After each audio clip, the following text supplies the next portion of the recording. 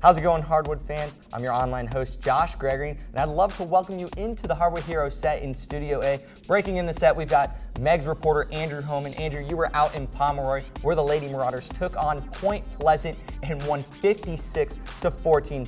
That's a huge margin of a win. How big was this for them? You know, this was a big win. You're right, Josh. The main reason for that being, Meigs has now won 5 of their last 6 games.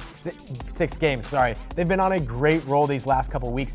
But you know, looking at the game, it wasn't a pretty 42-point win. Both teams were frustrated.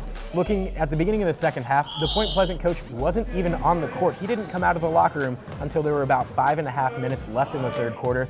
And Coach Cleveland, he was frustrated with the low energy, especially towards the beginning of the game. He said even in a 42-point win, he wants a little more energy out on the court.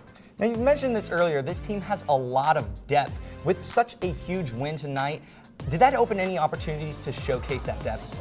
Oh, it definitely did. A lot of girls were able to come off the bench and bring some spark. The main one tonight was Marissa Noble, who had 6 points and 6 steals. It's nice to see another Lady Marauder other than Cassidy Betzing to lead the team in the steals category.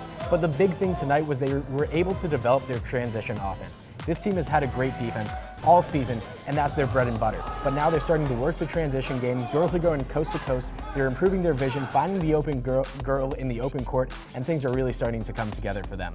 You say coming together, and that transition game definitely looking stronger. Give me a scouting report on their next week. What are things we can see from them coming into next week? You know, they have some tough games coming up in these next couple weeks. They will face the top 3 teams in the TVC Ohio in consecutive games.